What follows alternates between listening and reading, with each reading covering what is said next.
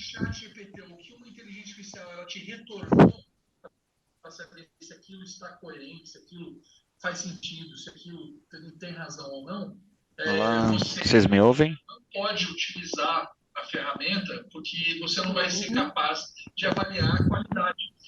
Os softwares, né, as inteligências artificiais, elas Estamos terminando, já entraremos em 3 minutinhos então é muito fácil de apresentação dos artigos, tá bom? inteligência artificial vir.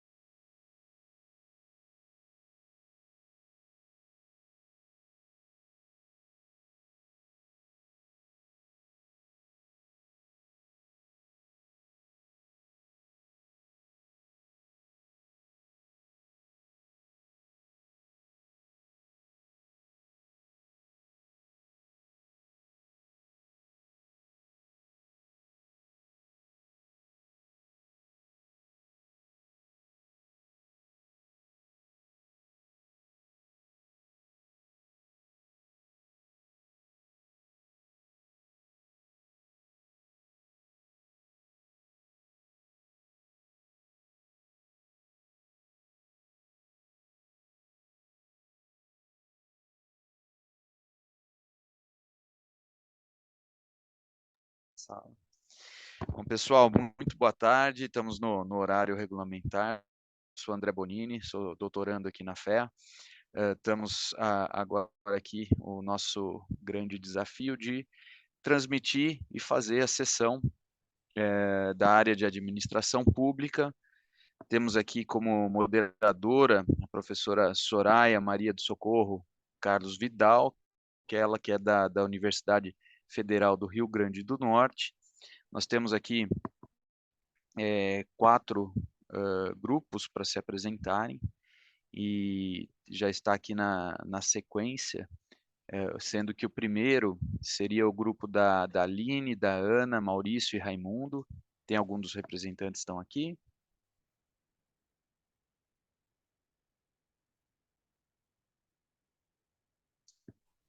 Oi, André. Oi, oi. Boa tarde. Então, só eu, Aline. Tá. Do outro grupo, Ana e Maria do Carmo. Tem. Então, tá bom. Pessoal, vou precisar de 2 minutinhos só para carregar aqui. Enquanto isso, peço para a professora Soraya fazer a apresentação dela. Está com a palavra, professora.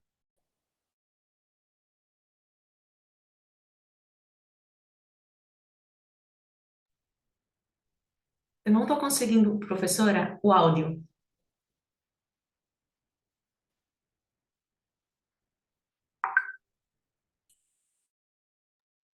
Professora, o seu microfone está desligado. Exato. Perdão, eu tenho mania de fazer isso. Eu desativo o microfone e começo a falar e esqueço. Perdão. Bom, boa tarde, pessoal. Eu estou atendendo aqui, né, a um chamado para funcionar como moderadora.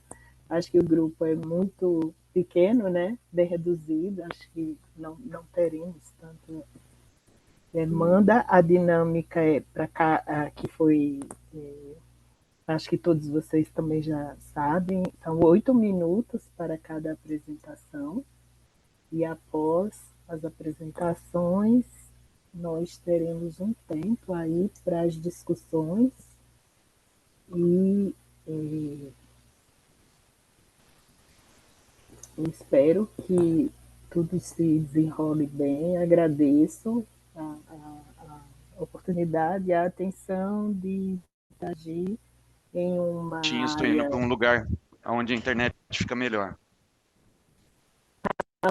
na qual eu tenho uma vivência, tanto do ponto de vista na universidade, e também fora, no período em que eu trabalhei na gestão pública, e sou do Instituto de Políticas Públicas da UFRN, no Centro de Ciências Humanas.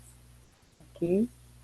Obrigada e espero que a nossa sessão transcorra bem. Agora, pelo que eu li, são 4 trabalhos, não é isso? E estamos aqui só em 2, né? Isso. Não, somos 6 pessoas. Não, Acho que pessoas, eu estou falando trabalhos. 4 Porque trabalhos. só estão aqui a Aline e Priscila, não é isso, Priscila? Professora, estamos Aline, E Alba, você? Alba Carvalho, eu Eu não estou vendo, Alba, desculpe, Alba. e o Você Luiz está... Fernando Duarte. E o André, que é o líder da sessão. Então tá. Exato. Então eu vou. Perdão, é porque eu não tinha o texto de todo mundo. Perdão, gente. É que eu tive uma certa dificuldade para poder entrar nessa sessão. Pessoal, então tudo certo para passar o primeiro vídeo ou vocês têm a apresentação em PowerPoint, o grupo da Aline? Por mim, tudo certo. No caso, você que vai fazer o compartilhamento, não é isso? Eu posso passar o vídeo? Pode passar. Tá, só um minuto. André, uma dúvida. Quando me passaram, né, me convidaram para fazer a moderação, falaram também que teria alguém que faria comentários. É você essa pessoa? Isso, na verdade, o moderador tem essa competência, né? Mas nós também, como líder de sessão, lemos os artigos, né? O conteúdo que estava lá para a gente poder estimular o debate e contribuir com o artigo. Tá. É que o professor Padula falou que teria alguém que comentaria e eu também poderia fazer comentários adicionais. Foi assim que ele falou. Mas tudo bem, eu li os artigos. Tive acesso antes.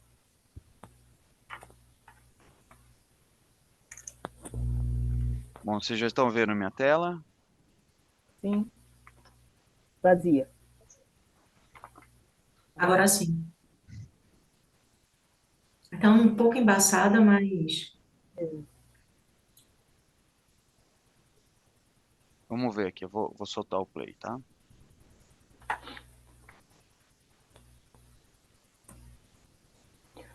O controle do tempo. Tá passando. Isso, controle do tempo é o que faço, eu só preciso saber se vocês conseguem ouvir o áudio desse vídeo. Vocês estão ouvindo o áudio? Está parado. Não. Não estou conseguindo ouvir o áudio nem visualizando. No caso, a sequência, né? O vídeo fluindo.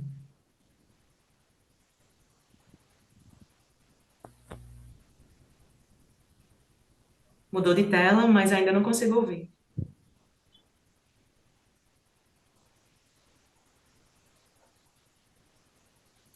Nada? Não. Posso tentar compartilhar? Pode, não está saindo o som então, né? Não. Tá, então eu vou parar aqui. Ver se você consegue daí.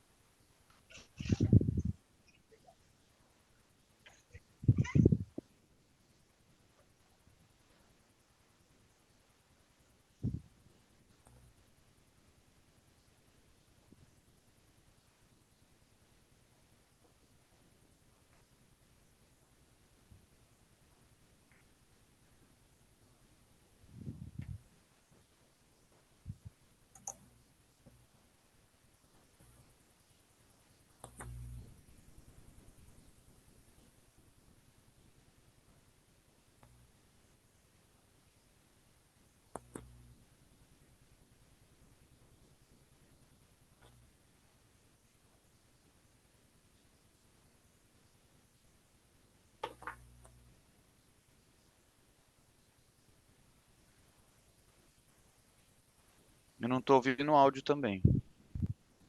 Eu não estou ouvindo.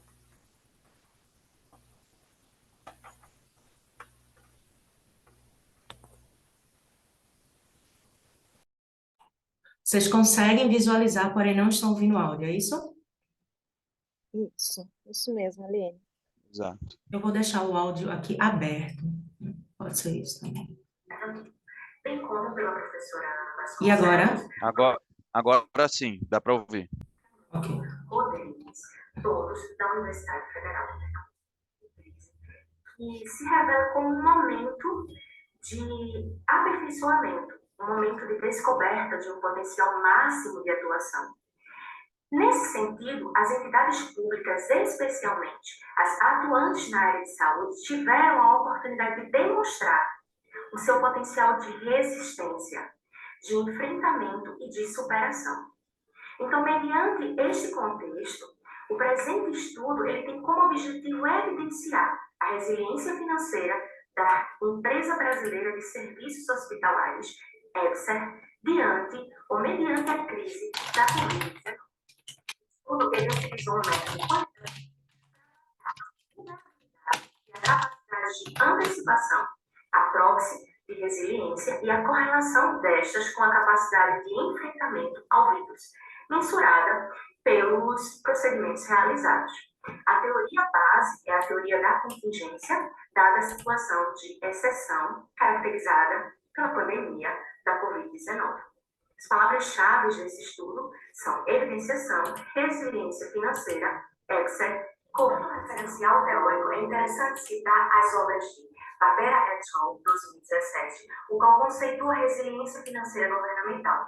Ele fala que, quando ocorrem choques ou crises e estas afetam as finanças de governo, a forma com que as organizações reagem e se recuperam é chamada de resiliência financeira governamental. Além disso, Smith, Mello e Cavalcante, em plena pandemia 2020, fala que a crise gerada pelo vírus tem sido caracterizada por desafios complexos em todas as áreas de políticas públicas e por uma necessidade de mobilização, articulação e coordenação entre diversos atores em um curto e médio prazo sem precedente. Além disso, temos aqui um mapa onde é possível visualizar as mais de 40 unidades que são vinculadas, unidades de hospitais, os quais são vinculados à Empresa Brasileira de Serviços Hospitalares, hospitais universitários, quanto à metodologia, o modelo escolhido e adaptado do trabalho de Batista e Cruz 2019. O banco de dados foi composto por dados disponíveis no painel interativo que utiliza a ferramenta Business Intelligence e foi desenvolvido pela Diretoria de Orçamento e Finanças. O período abarcado foram os anos de 2020 e 2021. Os softwares utilizados, Excel e Jamove, e as limitações encontradas referem-se às informações incompletas inerentes a cada hospital vinculado e a falta de dados mensais necessários para a geração dos indicadores mais robustos. A pesquisa caracterizou-se por uma pesquisa documental e quantitativa com o intuito de alcançar o objetivo proposto, o qual é válido ressaltar, que é examinar se a vulnerabilidade e a capacidade de antecipação, proxies de resiliência, possuem correlação com a capacidade de enfrentamento ao vírus. Isso no contexto dos hospitais universitários federais vinculados à EBSER. No enfrentamento da crise financeira decorrente da pandemia da Covid-19, ao lado, estão disponíveis as variáveis dependente e independentes. Variável dependente, PROD, de produção, que refere-se às consultas, mais exames laboratoriais, cirurgias, internações, programas de residência, mais leitos. É o somatório dos procedimentos realizados por unidade hospitalar. Ademais, são as variáveis independentes, que no caso é o grau de rigidez orçamentária, o grau de endividamento dos hospitais e a capacidade de geração de superávit. Além disso, temos aqui, ainda falando da metodologia, a análise de dados, a qual foi realizada por meio da análise descritiva e da correlação de Spearman. A análise de correlação, ela visa medir a força ou grau de relacionamento entre as variáveis preliminar, a qual está descrita ao lado. A partir desta, algumas conclusões e algumas observações são importantes de serem realizadas. Não foram evidenciados pontos mínimos entre os indicadores e, além disso, quanto ao desvio padrão, este representa o maior em termos de rigidez orçamentária, uma maior variância quanto à rigidez orçamentária. Atribui-se a essa variância as despesas com pessoal, considerando que essas despesas representam um dos maiores valores empenhados e pagos. Outros resultados referem-se à correlação de SPIRMA. Está aí o quadro com a variável principal, que no caso seria a PROD, ou de procedimentos, e as demais variáveis analisadas. Em destaque, em negrito, estão alguns dos valores. Ainda no tocante aos resultados, é interessante considerar que a premissa da correlação realizada é uma medida não paramétrica, a qual evidencia a dependência das variáveis, cujo resultado mais próximo, ou os resultados mais próximos, de menos 1 ou 1, apresentam maior força, e os que estão próximos a zero implicam em correlações mais fracas.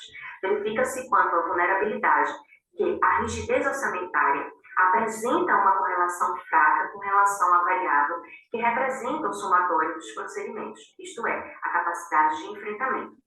A variável endividamento contribui para essa correlação fraca com relação aos indicadores de capacidade de geração e superávit. Esta apresenta uma correlação mais forte com as demais variáveis. Ademais, o valor P, ou P-valor, menor que 0,05 indica que se pode rejeitar a hipótese 1. Assim, com o background no Hospital das Clínicas, em Recife, fazemos algumas considerações finais.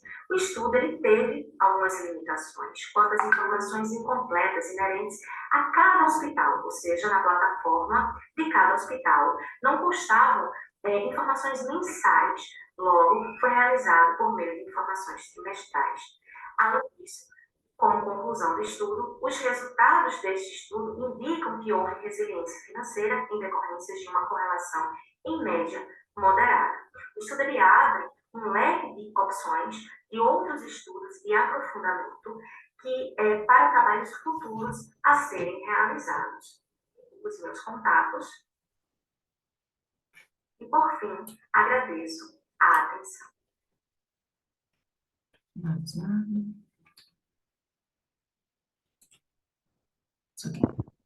Ok, pessoal. A ideia agora é que a gente também passe aí a discussão, né, a respeito disso. Então, chamo aí o pessoal que está participando, mas eu passo a palavra para a professora Soraya para fazer os comentários neste momento. Obrigada, André. Eu achava que ia todos apresentar, desculpa, tá, gente? Achei que seria uma apresentação de todos depois. Bom, primeiro, eu gostaria de esclarecer, assim, que eu não trabalho com a área de saúde especificamente, mas por proximidade, por políticas públicas, eu acompanho o trabalho de alguns colegas. Agora, gostaria de comentar, basicamente, em relação ao trabalho, que são alguns aspectos que eu considero bastante positivo, principalmente porque eu tive a oportunidade, não no de Recife, mas no de Natal, no hospital universitário, de acompanhar todo o processo como foi durante a pandemia, né, e o esforço das equipes para darem conta daquela situação urgente, emergencial, e otimizando todos os recursos disponíveis. Então, eu acho que todo o trabalho realizado sobre esse período é importante, porque, como o trabalho apresentado por Aline destaca, ela fala de resiliência financeira da rede, mas ao mesmo tempo que ela falava, eu também estava aqui tomando algumas anotações que eu havia feito, de que foi um período de resiliência muito forte para todos, principalmente decorrente da atenção limitada à saúde, né? Então, assim, grupos locais, quando eu falo grupos locais, eu falo dos profissionais de saúde em particular, né? Que estiveram à frente o tempo inteiro em um exercício muito grande, né, de resiliência para dar conta daquela situação tão complicada. E aí, Aline, se fosse possível, que assim, como 8 minutos é muito rápido, né? Como se você pudesse falar melhor um pouco dessa relação da resiliência financeira e da prestação do serviço, né? Porque a gente sabe que os hospitais universitários, né, de um modo geral, em situação tranquila, nem sempre a resiliência, na verdade, financeira é algo que se coloca quase que sempre, né? E aí eu gostaria que você tentasse fazer uma associação maior entre essa resiliência financeira e o contexto dos hospitais naquele momento, principalmente as equipes, diante dos recursos que eram limitados. Olá a todos. É com prazer que estou aqui. Esse trabalho também já passou pela sessão SAPES hoje, né? E eu também recebi algumas contribuições interessantes. Na realidade, surgiu em decorrência, na realidade, de uma leitura do relato integrado da instituição, que é disponibilizado no site oficial, onde a gente percebeu algumas ações, né, que foram realizadas. Então, como a professora Soraya falou, justamente nesse período, em decorrência da situação de exceção, se buscou algumas estratégias, né, para conseguir lidar com a situação em termos de compra e, concomitantemente, obviamente, com o objetivo de ofertar um serviço minimamente de qualidade para aquela urgência que estava ocorrendo. Então, a partir desse cenário de crise, de contingência, surgiu a ideia de verificar isso, sobretudo num aspecto quantitativo. Na realidade, o trabalho, inicialmente, foi um artigo de disciplina do início do mestrado, e por isso que ainda tem, né, alguns aspectos que, de fato, precisam ser melhorados. Eu mudei, ao longo do tempo, o meu objeto, né, de estudo. No entanto, pretendo dar continuidade a essa questão. Mas a resiliência, ela surgiu nesse cenário, porque ela é uma palavra que está totalmente coerente com a situação, né? Resiliência. E aí, como a gente queria fazer um trabalho mais sucinto, mais para uma disciplina, inclusive, que é uma disciplina quantitativa, a gente buscou verificar a resiliência financeira para poder fazer uma análise entre o que estava no relato e em termos quantitativos. Eu utilizei o procedimento, o modelo de Batista, né, que traz essa questão da proxy de resiliência, que fala da avaliação da vulnerabilidade e da capacidade de antecipação. O interesse é justamente perceber, diante dessa situação de exceção, diante dessa situação inesperada, né, como quantitativamente performou os hospitais a nível nacional. Então, a EBSER também surgiu nesse contexto, porque ela agrega mais de 40 hospitais vinculados. E assim a gente não precisaria individualizar e obter, no caso, dados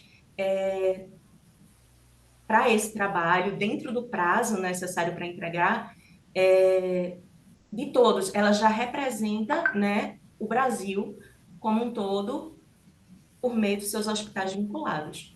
Então, eu não sei se eu consegui abranger e responder totalmente, mas diante desse contexto, nos pareceu bastante interessante verificar a resiliência financeira sob a perspectiva abordagem quantitativa, para posteriormente, que esse é o meu intuito, fazer uma análise qualitativa, né, quem sabe também abrangendo os gestores da época, né, que passaram por todo o processo. E deixa eu aquecer um pouco essa discussão. Na verdade, eu não entendi a proxy que você falou, né? A gente gosta de usar proxy para tudo, né? Como se ele resolvesse todos os problemas. No seu caso aí, como que se deu isso? E mais uma pergunta. O final do vídeo, acho que foi bem atropelado, a questão Foi. do objetivo, o quanto que você acredita que conseguiu obter o resultado pretendido lá no começo, quando você falou do objetivo. Então, o objetivo é evidenciar, né, a resiliência financeira. Eu busquei dados especificamente de cada hospital para trazer, né, uma base mais robusta e um resultado mais preciso. No entanto, os sites oficiais de cada hospital não disponibilizam, nem todos, disponibilizam todas as informações. Então, a gente optou pelos dados compilados, na realidade, consolidados, e trimestrais, porque era o que estava disponível, inclusive numa plataforma de business intelligence. Era uma coisa que eu tive realmente de manualmente obter os dados, né, a partir porque eu não conseguia baixar. E esse foi um desafio, inclusive no começo o trabalho ia ficar em stand-by justamente por causa disso. Eu queria dados mais específicos inerentes a cada hospital, mas percebi que não estavam disponíveis e demandaria um tempo maior para fazer aquela solicitação, né, pela lei de acesso à informação. Quanto à proxy, no dado momento que foi realizado, me pareceu coerente. Obviamente, não vai abarcar a evidenciação ou o objetivo como um todo, no sentido de também observar o lado qualitativo da questão. Faltou, inclusive foi o que foi dito hoje, uma discussão maior entre essa questão da proxy, né, da teoria, com o resultado. Mas, voltando, novamente, né, repetindo a questão, naquele dado momento, para evidenciar e atender ao objetivo de evidenciação, me pareceu interessante trazer a proxy, que visa, né, analisar a vulnerabilidade e a capacidade de antecipação, embora o fato tenha sido ocorrido de uma forma até abrupta, né? A situação era de fato de exceção. Tá, temos mais um minutinho aqui. Alguém mais quer pontuar alguma Então, coisa? eu poderia só acrescentar uma coisa, assim, que eu acho interessante, porque já há algumas décadas, né, que o conceito de resiliência começa a ser trabalhado em áreas das ciências humanas, né, porque resiliência é originário da física, né, e eu acho interessante quando se trabalham conceitos, né, originários de outras áreas, em que pese, quando nós trabalhamos conceitos que já foram trabalhados, né, eu acho que é interessante também incluir um pouco na discussão isso, porque no fim, assim, veja bem, eu posso, pensando na física, de que o que é a resiliência é a capacidade de um corpo de manter as suas características originárias diante das adversidades e todas aquelas coisas. Né? Então, eu penso que esse conjunto de hospitais, né, foi capaz de manter o seu curso em uma situação emergencial, atípica, urgente, né? Isso, acho que se trabalhasse um pouco mais, isso acho que dá um pouco mais de dinâmica Em ao termos de diálogo. discussão teórica versus E dá uma versus resultados dinâmica, quantitativos. dá um movimento, acho que fica interessante. Mas alguma Posso fazer um comentário? Não sei se há tempo ainda. pode fazer. Aline, queria dar os parabéns aí pelo teu trabalho, né? Uma relevância grande, né, de estudar esses hospitais, né, e como que eles tentaram se adaptar diante, né, de uma forma tão rápida diante dessa contingência, né, que foi a pandemia. E aí, a minha questão, assim, talvez seja até uma contribuição, mas ao mesmo tempo também queria te ouvir na questão da tua utilização da teoria da contingência. Assim, sem sombra de dúvidas, né, a pandemia foi uma contingência, né? Me pareceu que no trabalho faltou ali no final uma maior discussão também sobre, né, como que o hospital se adaptou frente a essa grande. Os hospitais, de forma geral, se adaptaram, né? Então, assim, em termos de. é, a gente sabe que é uma variável independente, nenhum hospital esperava passar por isso, né? Os hospitais que fazem parte dessa rede. Mas me parece que no final do artigo, daí eu queria te ouvir se, né, realmente o teu trabalho teve um objetivo e a metodologia, ela contemplou um caráter quantitativo, né? Mas mesmo assim, lá no final, eu achei que faltou uma maior amarração entre essas adaptações diante da contingência frente à teoria que você utilizou, né? Que é a teoria da contingência, que vai falar que as variáveis dependentes, que é exatamente as estratégias organizacionais, são condicionadas à variável independente, que no caso é a contingência, né? Então, eu não sei, assim, eu penso, né, você falou que já teve contribuições no sentido de repente, trazer mais elementos qualitativos, eu penso que esse seria uma contribuição também que você poderia trazer para futuros trabalhos, né? Não sei se eu me fiz entender, né, dentro dessa questão, porque o que me chamou mais a atenção foi a teoria também que você utilizou, né? Sim, dentro do contexto, a teoria ela realmente é coerente, né? Mas na finalização do trabalho, de fato, né, eu concordo, faltou essa discussão. Esse fato foi apontado no Sapiens, hoje, inclusive, e a contribuição dada, que também aí está coerente com a sua contribuição, é justamente fazer uma discussão com aquilo que já foi feito, né? Com a teoria que já foi feita, e não trazer elementos novos, porque aí seria um novo trabalho. Eu relatei à professora que fez toda uma análise, que eu gostaria de ter feito uma abordagem mista, porque aí eu veria, né, o quali, que está ali disponível nos relatos integrados dos dois exercícios, e faria, vamos dizer assim, o cheque, né, de tudo que está sendo dito com o que foi quantitativamente, os resultados quantitativos.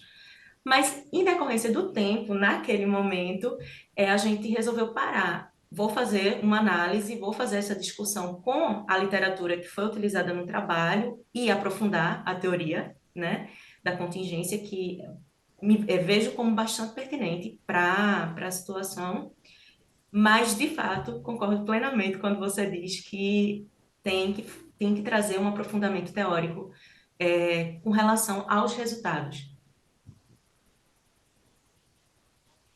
Precisamos só avançar aqui para o próximo.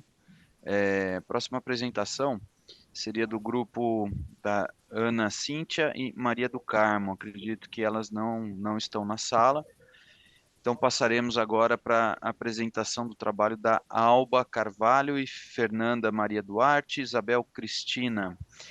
O trabalho é Comunicação em Saúde Pública, Revisão Sistemática e Análise Bibliométrica. Posso passar o vídeo, Alba, ou você tem a apresentação? Pode passar o vídeo.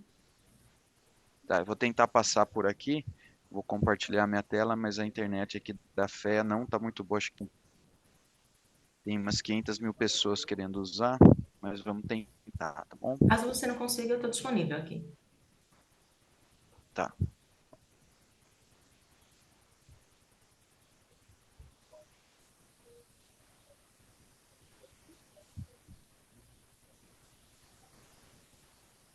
Bom dia a todos. Eu iria apresentar o trabalho intitulado Comunicação em Saúde Vocês estão Pública, ouvindo o áudio lá Revisão do vídeo? Sistemática e Análise Bibliométrica. Os autores são Isabel Marques, Fernanda Nogueira e Alba Carvalho.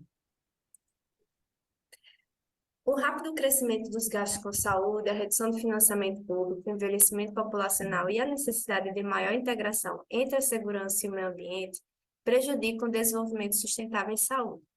Dessa forma, os órgãos governamentais eles necessitam de um desenvolvimento e da avaliação de estratégias de comunicação em saúde para subsidiar a criação para a tomada de decisão. Assim, a informação em saúde ela desempenha um papel importante na prevenção de riscos. À medida que se expande ainda mais, a internet está emergindo como uma importante fonte de informações sobre a saúde para o público. O objetivo desse trabalho é fornecer um panorama bibliométrico e global sobre a comunicação e sustentabilidade em saúde, identificar também temáticas dentro do assunto abordado, a fim de identificar lacunas na literatura e orientar oportunidades emergentes na literatura no campo das relações públicas sociais globais. A metodologia está nesta figura, onde o primeiro passo foi identificar os artigos através de 3 bases de dados, a escola. Isso foi feito um processo de triagem, primeiro com a remoção de itens duplicados, depois o uso da grade Robbins-Ellen, e depois o uso da grade Amstar 2. Por fim, gerou-se 253 artigos, que passaram pelo checklist Prisma 2020 para a elaboração desta RSL. E este trabalho tem um protocolo em display. A análise biométrica foi realizada com auxílio do software VozViewer, e ela revelou que, de acordo com a análise de artigos por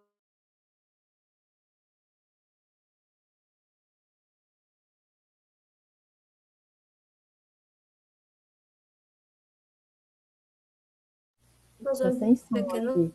grupos.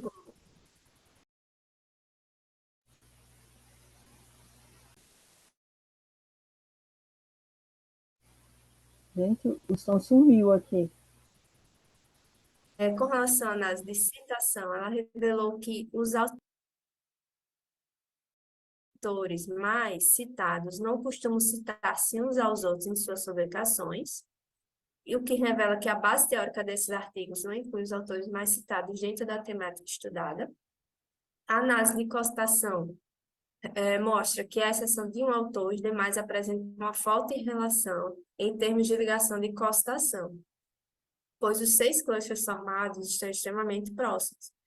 Esse resultado ele revela que esses autores, na grande maioria das vezes em que foram citados, isso aconteceu de forma conjunta pelos artigos levantados.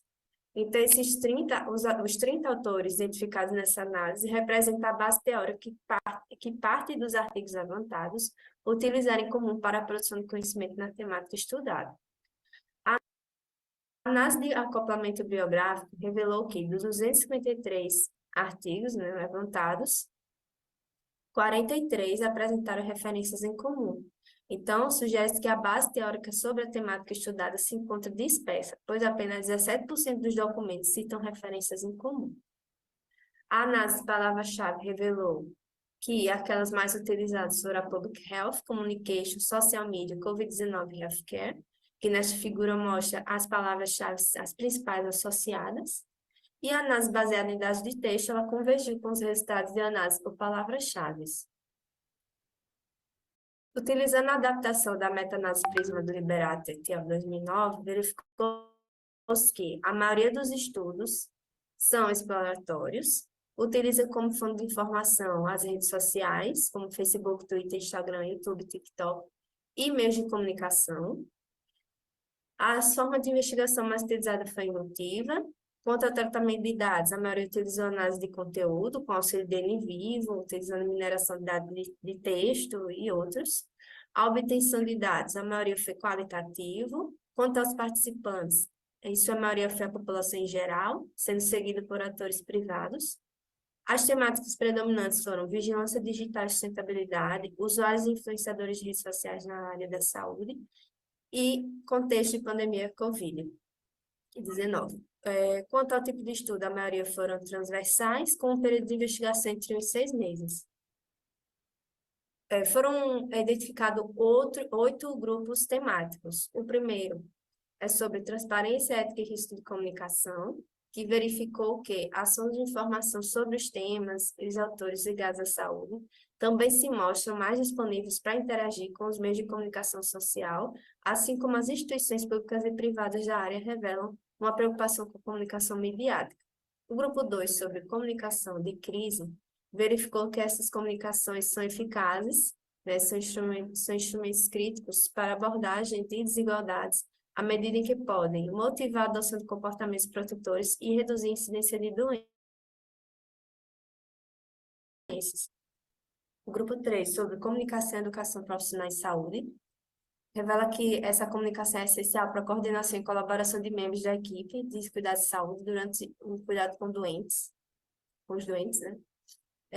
O grupo 4, sobre utilizadores e influenciadores das redes sociais nos cuidados em saúde, mostra que os principais meios de comunicação social e os líderes de opinião cruciais das redes sociais podem ter um papel positivo na orientação da opinião pública, melhorando a capacidade das pessoas para julgar a validade das informações da rede e formulando o comportamento racional das pessoas.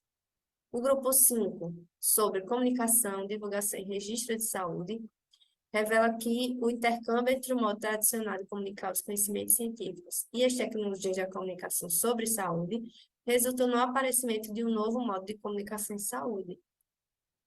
O grupo 6, sobre vigilância digital e sustentabilidade, mostra que a inteligência epidemiológica baseia-se na monitoração constante de fontes de meios de comunicação em linha com alerta precoce, detecção e resposta rápida. O grupo 7, sobre estratégia de comunicação, revela que as plataformas de comunicação social estão bem posicionadas para abordar recrutamento para ensaios clínicos, por exemplo, permitindo aos investigadores fornecer informação direcionada, atingindo adequadamente as populações de difícil acesso. Por fim, o grupo 8, sobre gestão, relações públicas e comunicação do domínio de saúde, mostra que investigadores, decisores políticos e plataformas de meio de comunicação devem se envolver com a visão mais diversificada da comunicação, reconhecendo o seu poderoso papel na determinação da eficácia do envio de mensagens de saúde pública. Concluindo, a comunicação em saúde pública vem ganhando bastante destaque nas redes sociais, diferentes tópicos vêm sendo desenvolvidos e estudados, utilizadores e influenciadores das redes sociais têm tido importante papel na disseminação de informações de saúde, bem como estratégia de comunicação, gestão e participação nas relações públicas têm contribuído para melhorar a comunicação do domínio da saúde. Então, a partir deste estudo, é possível extrair relevantes recomendações como a transparência e responsabilização das fontes de informação, a acreditação da informação por diferentes formas reconhecidas de autoridade de especialização, aumento da informação de forma a permitir aos doentes aceder a diferentes níveis de complexidade e volume de informação, incorporação de ferramentas de pesquisas personalizadas e tecnologias de pesquisa interativa para permitir aos utilizadores definir requisitos adaptados às suas necessidades e ser orientados pelo contexto. Estas foram as referências bibliográficas utilizadas. Obrigada pela atenção.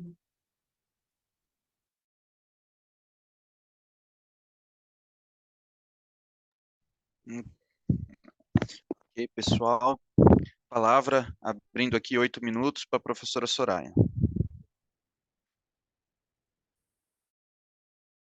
Acho que está mudo, professora.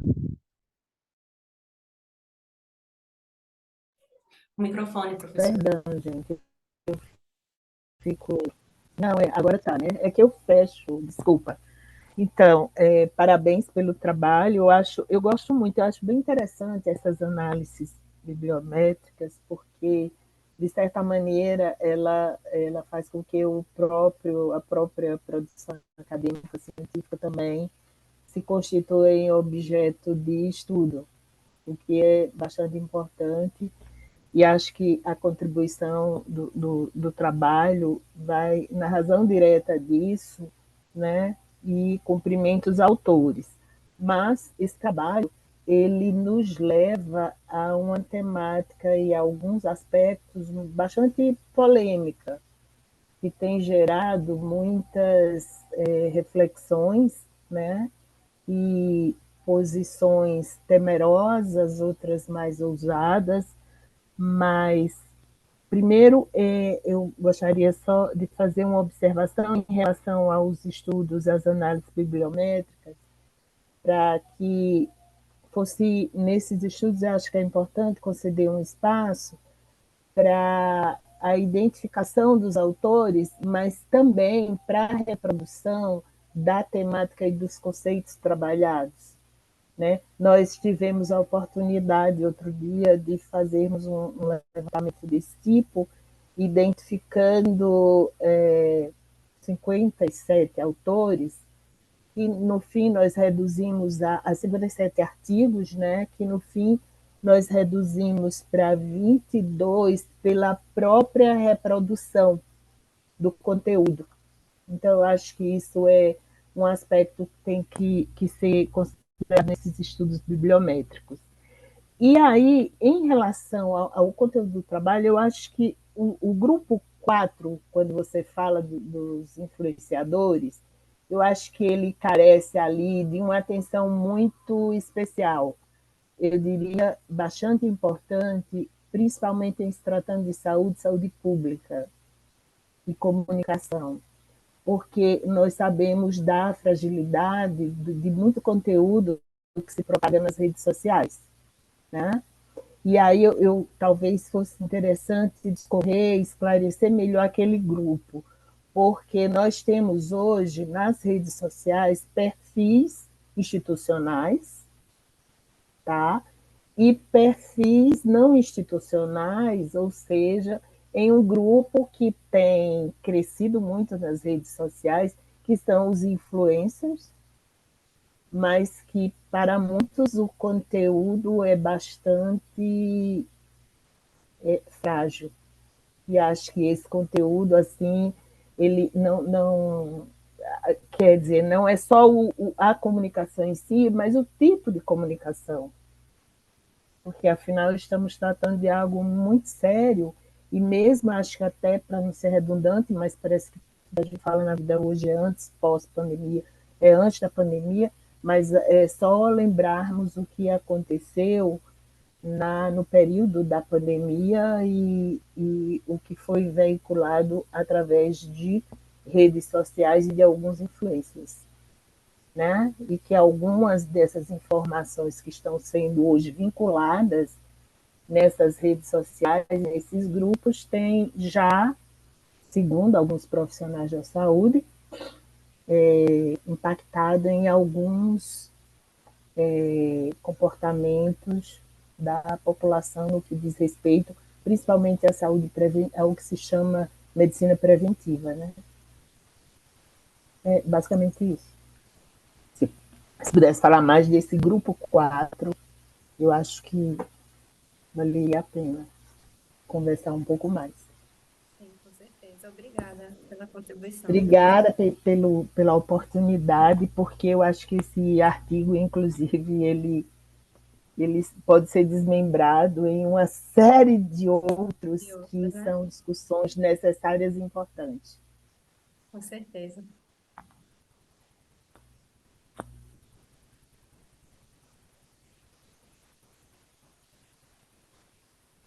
Mais alguém quer pontuar alguma coisa? O outro grupo? Estou vendo que nós temos uma convidada também aqui, Daniela Barbosa Souza.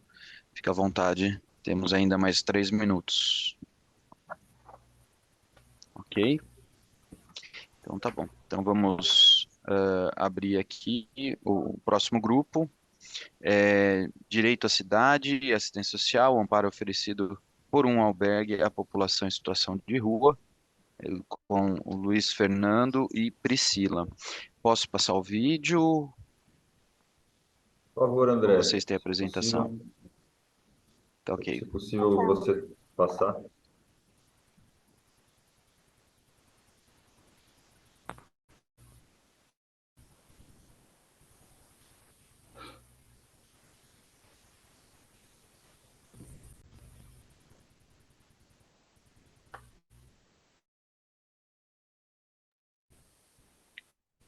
Vocês estão ouvindo o áudio do Não estamos, André. Tá mudo. Não, não estou ouvindo.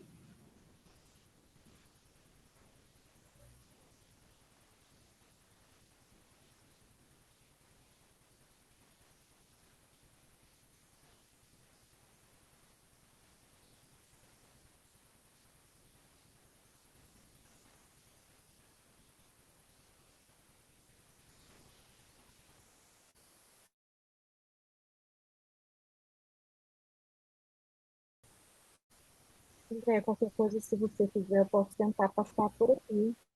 Se for um problema, às vezes, de conexão, alguma coisa.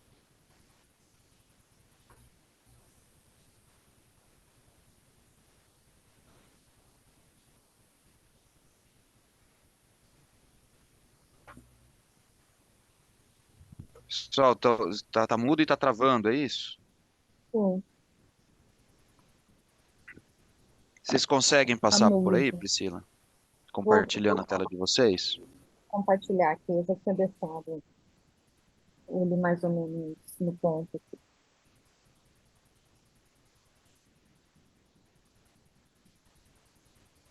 Não conseguiu, tem aqui também, professor. Você tem? Luiz, tenta aí por aí então, por favor.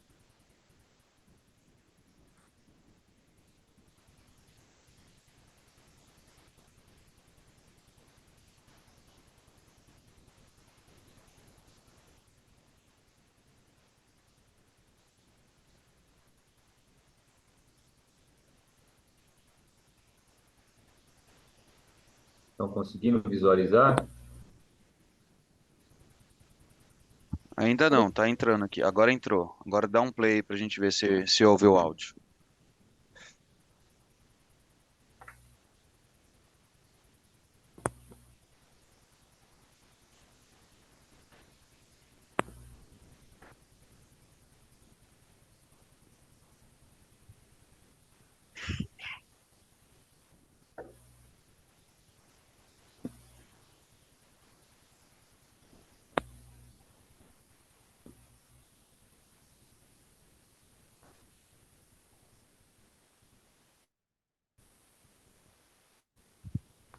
Acho que tá sem o áudio aqui, eu não tô ouvindo.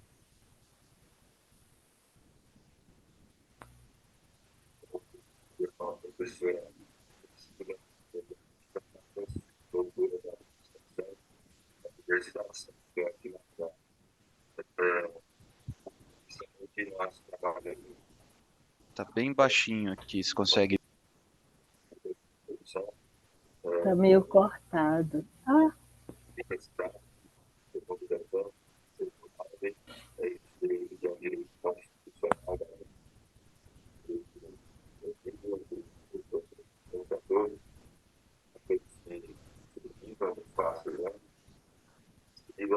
nós apresentamos a população em situação de rua, bem como as suas características, suas particularidades, suas nuances, vivência dessas pessoas inumeráveis no espaço urbano e também apresentamos, então, os aspectos da assistência social no Brasil. O objeto do estudo também foi apresentado na introdução, que é o Albergue Santa Luísa de Maringá, como uma instituição privada que oferece amparo para essa população em situação de rua. Aqui uma foto do albergue, um pouco de uma estrutura da foto da pessoa, tanto pelo ambiente interno como a sociedade,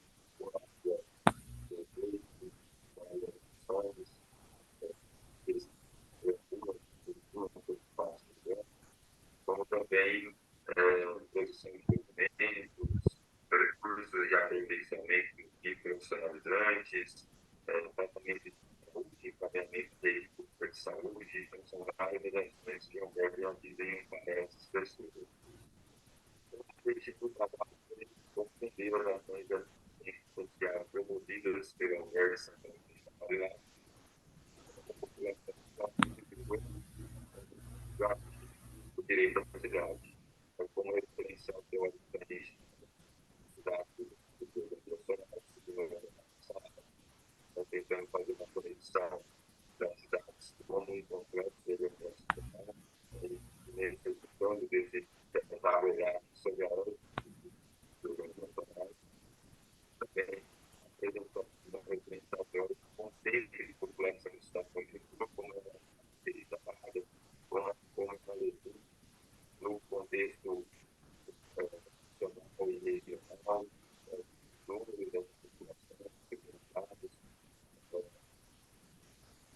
toda a estereotipagem, né, todas as características da população que vivem na situação da sociedade, também apresentando um diferencial teórico, o direito à cidade e as pessoas que estão de rua, esse direito que é garantido a elas também, mas que por vezes é cerceado e retirado delas, e também os aspectos da assistência social no Brasil, por um processo de evolução, de construção, de políticas públicas que visam atender essas pessoas em situação de rua.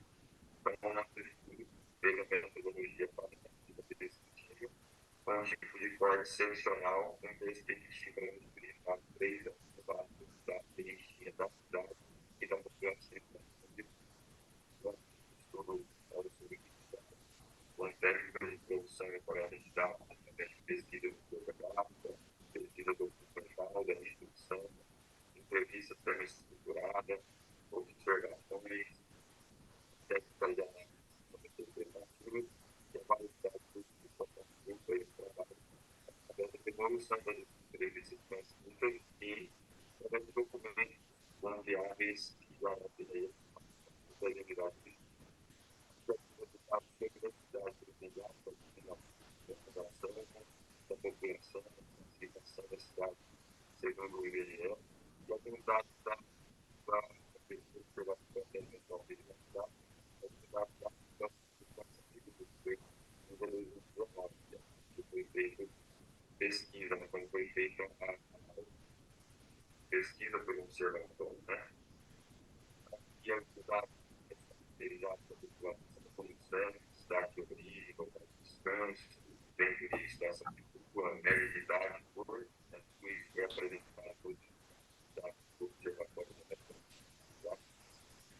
E eles, como resultado, a gente apresentou um quadro potencial de população em situação de rua, que é feito de 2 formas, inicialmente através pela ação governamental e a ação governamental, que é uma organização família de casal, que tem instituição, para a organização família de casal, cidade de uma democrática, católica, em 1964, administrado pelas irmãs, até 2016, quando houve um afastamento da diretoria pelo Ministério Público, o afastamento da diretoria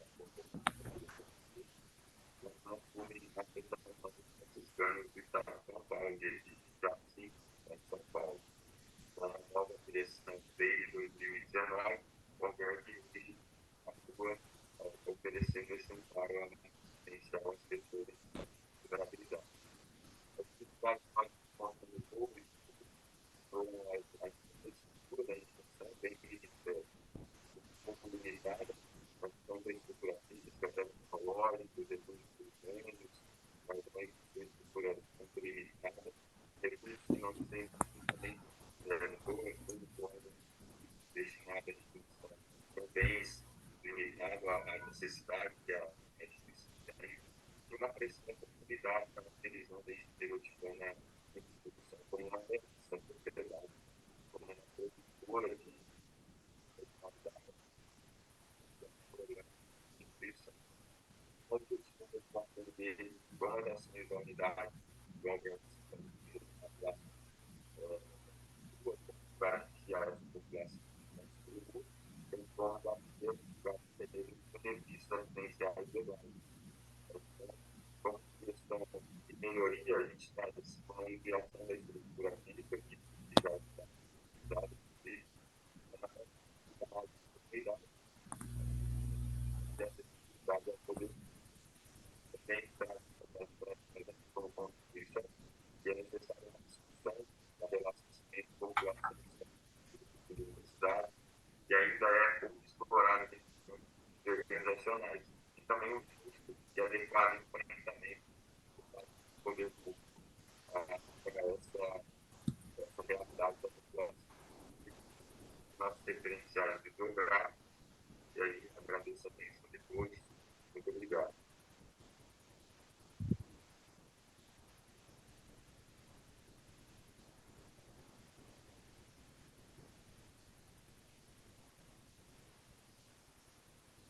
Obrigado. Pode descompartilhar a tela. Professora Soraya, está com a palavra. Eita. Agora é que esse trabalho, em que pese que o foco é o trabalho desenvolvido pelo albergue, né, da Santa Luísa de Marilac, no acolhimento e atendimento à população de rua, de certa forma, eu vi, quando eu li o trabalho, eu achei bastante interessante e, ao mesmo tempo, ele me remeteu a algumas experiências de trabalho e também de dedicação em pesquisa, porque eu trabalhei em uma secretaria de habitação popular aqui em São Paulo e lá em Natal também. E aí eu senti uma...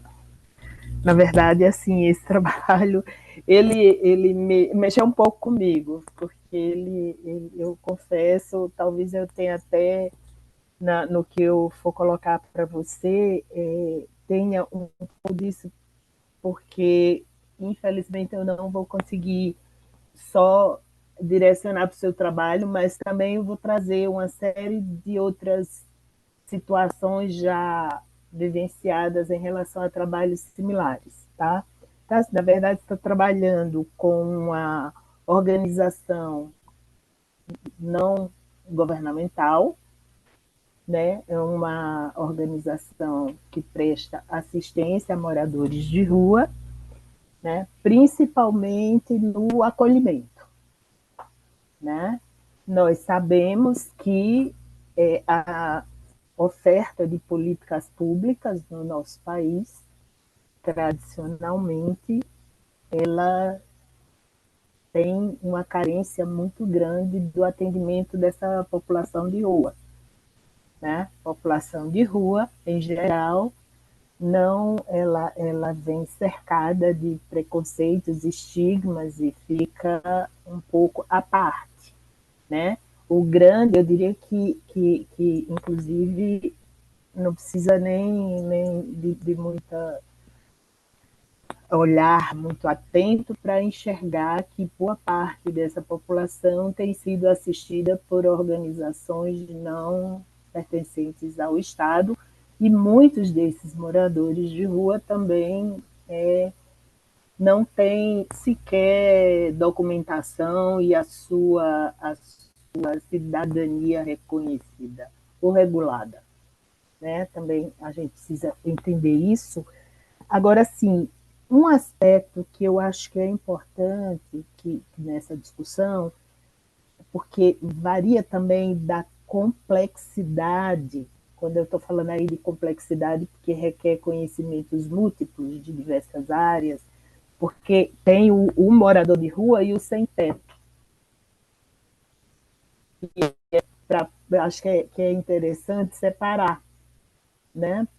E, inclusive, esse aspecto vai também ao encontro de dois autores que vocês destacam, que é o Lefebvre, com Direito à Cidade, né? E o David Harvey, que tem trabalhado bastante, né, sobre a produção capitalista da cidade, da casa, o acesso ou não, o acesso negado à habitação, né? E no caso de Henri Lefebvre, no Direito à Cidade, ele trabalha com um conceito muito mais amplo de cidadania mesmo, de direito a viver a cidade, aos benefícios, principalmente aos serviços coletivos, né? Serviços esses que são, de um modo geral, negados ao morador de rua, né? Que na boa parte deles tem o acolhimento só, que é aquele lugar onde ele pode chegar, ele pode dormir, tomar banho, às vezes são feitos atendimentos outros de cuidados pessoais, etc. Né? E aí, assim, se vocês pudessem comentar um pouco, porque a gente sabe que as cidades brasileiras, todas, independentemente do porte, né, ela hoje convive com situação de moradores de rua, Aliás, que não é uma situação só do Brasil, né? No Canadá tem moradores de rua, nos Estados Unidos está crescendo o número de moradores de rua, inclusive eu lembro que no período ainda quando o governo aqui de São Paulo municipal era Luiza Erundina, eles chegaram a produzir um livro de moradores de rua no Canadá e São Paulo, porque no período havia uma conexão aí de ajuda mútua entre São Paulo e Toronto, uma coisa assim, que vinha desde o governo de Jânio Quadros, e eu lembro desse livro ter sido produzido, enfim. E independentemente do porte, ou mesmo se o país é parte do hemisfério norte ou parte do hemisfério sul, o morador de rua é uma realidade, né? Então, assim, se vocês pudessem discorrer um pouco sobre essa situação do morador de rua e do sem-teto, talvez fosse interessante, principalmente pelos dois principais autores que vocês fazem referência, que é o Lefebvre e Baudrillard. E também acho que já comentei o que eu tinha que falar e agradeço a oportunidade, parabenizo pelo trabalho, acho muito interessante, porque apesar de ser presença em todas as cidades brasileiras, basicamente, os estudos ainda sobre essa população moradora de ruas não são tão fartos, não são tão divulgados ou realizados. Ok, obrigada. E Fernando, né? Luiz Fernando e Priscila. Obrigada. E cumprimento. Obrigada. André. Eu não sei se a gente pode responder, André, de repente comentar o que a professora colocou. Sim, temos aí um minuto e meio ainda, tá tranquilo. E depois eu acho que, como o outro trabalho não tem aqui os apresentadores, então a gente não vai nem passar. E aí a gente pode abrir esse tempo também para a gente discutir mais um pouco, tá? Então fica tranquila. Sim. Então, só acho que é importante contextualizar, né? É uma pena que o vídeo não carregou ali corretamente para a gente poder assistir a apresentação, né? Mas esse trabalho foi desenvolvido pelo Luiz Fernando, né? É fruto de uma dissertação de mestrado aqui do programa de pós-graduação em administração da UEM, né? Eu orientei o trabalho e o intuito, né, que a gente queria tentar entender na dissertação dele, e depois nesse artigo, na verdade, foi o reporte da dissertação, era de que forma que a instituição oferece um amparo para esse morador de rua, né? Porque é a população que é a mais atendida pelo albergue, embora não seja a única, né?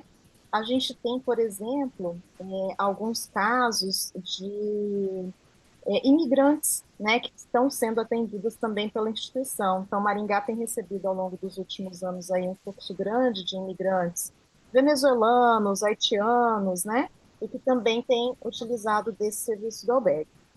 E aí, professor, eu acho que é interessante tentar diferenciar realmente essa questão do morador de rua, né, e do sem-teto. Eu acho que vale a pena, né, essa diferenciação, embora a conceituação que a gente utilizou no trabalho, a gente se referiu bastante ao decreto, né, 7.053 de 2009, que vai, inclusive, falar que o morador de rua é aquela pessoa que tem a inexistência de moradia convencional regular, né? Então, isso já nos ajuda, por exemplo, a tentar entender aquela diferenciação que a professora colocou, que é importante, mas a gente pode deixar isso mais evidente, né, no trabalho. E é um morador, então, né, é um indivíduo que vai habitar, né, as ruas, normalmente, nos grandes centros, são moradores que circulam em áreas centrais, né, ou chamadas também de velhos centros, ou muito próximo de instituições que vão oferecer o amparo a essa população. Aqui em Maringá, então, isso é muito, muito real, né? A grande parte da população em situação de rua, ela se localiza próximo a esse albergue, até por conta, né, dos serviços que estão ali oferecidos. Entendi.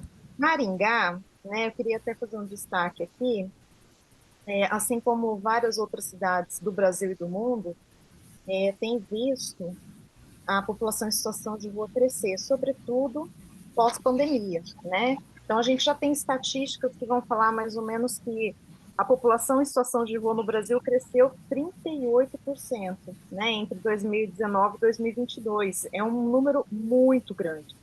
Aqui em Maringá, a gente tem uma pesquisa que é feita pelo Observatório das Metrópoles, aqui, vinculado ao UEM, que mensura números absolutos o número de pessoas que vivem na rua desde 2015, né? A gente teve uma parada dessa pesquisa por conta da pandemia, mas ontem a pesquisa começou a ser feita novamente. Ontem, então, iniciou a coleta de dados de 2023.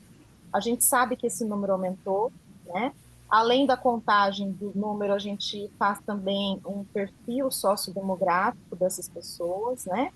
E o intuito é a gente utilizar esses números para auxiliar o poder público na tomada de decisões e políticas públicas que contemplem essa população, né? Eu acho que o trabalho do Luiz Fernando também vem nesse sentido.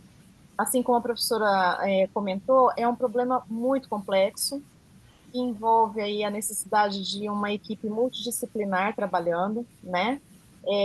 É um problema que não é resolvido no curto prazo, né? E é um problema que precisa de políticas públicas muito eficientes e que perdurem, né? Que não sejam políticas públicas apenas pontuais, né? Então, acho que eu gostei muito dos comentários, né, que a professora colocou. Eu vou até passar a palavra para o Luiz Fernando também, se ele quiser complementar alguma coisa da visão dele, né, uma vez que ele também trabalha diretamente ali no albergue, para ele poder, de repente, ajudar aí nesse comentário ali que a professora fez. Obrigada. Novamente, boa tarde a todos presentes. Prazer estar aqui apresentando o trabalho e agradecer as contribuições da professora Soraya.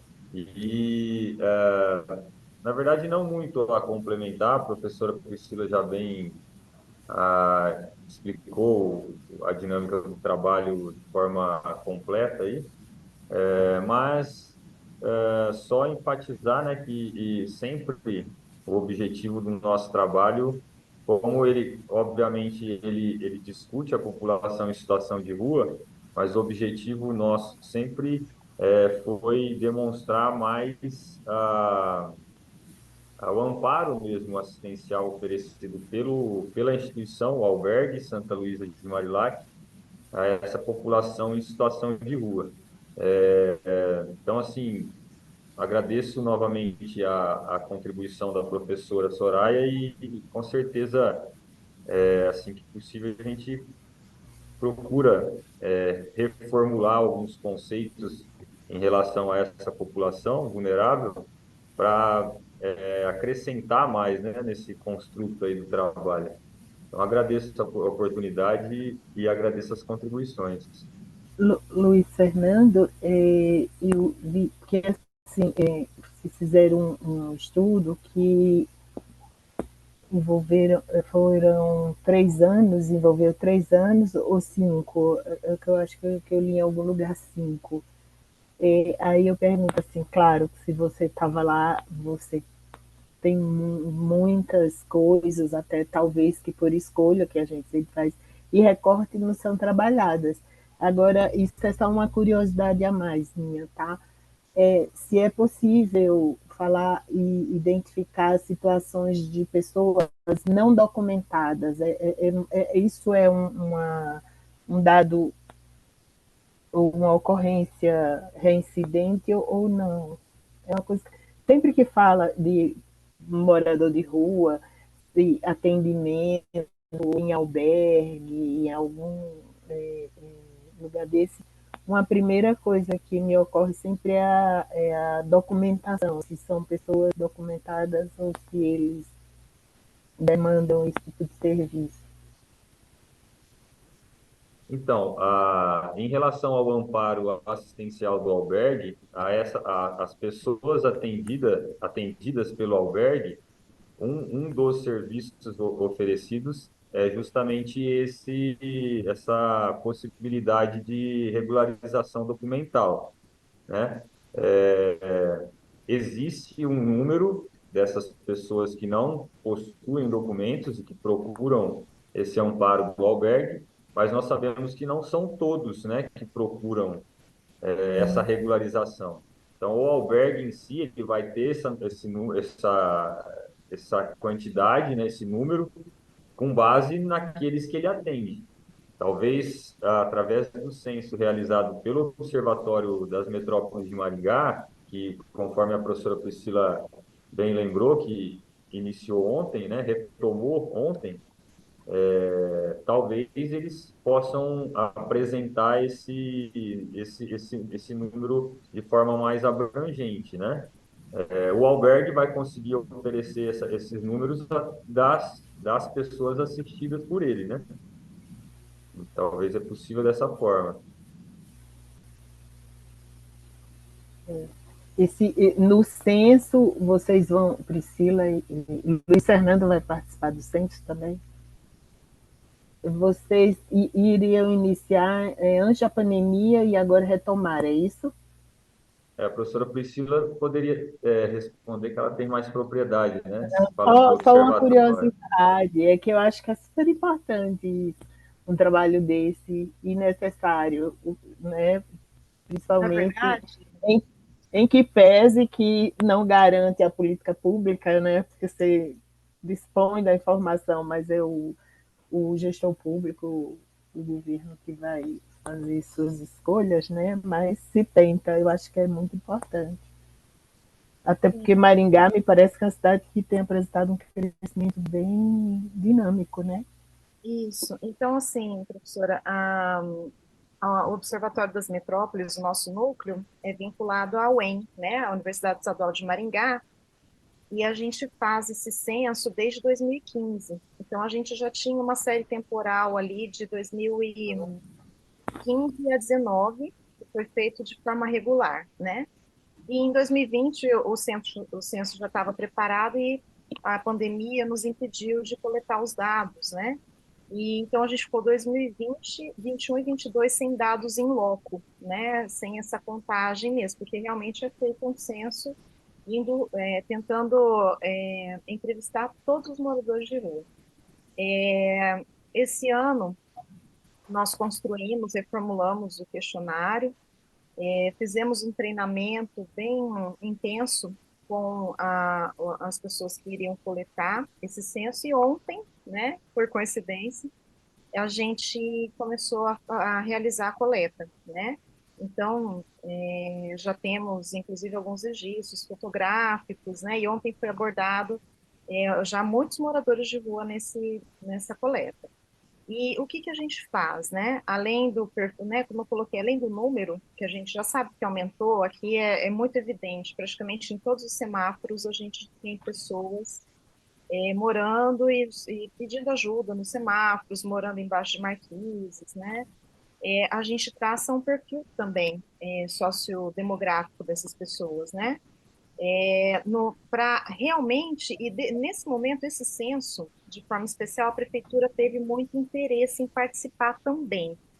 Então, na verdade, nós fizemos uma parceria com a prefeitura para que a prefeitura também nos ajudasse na questão da mão de obra para a coleta dos dados, né? Então, disponibilizasse a equipe de assistência social também para que esses dados fossem coletados, né?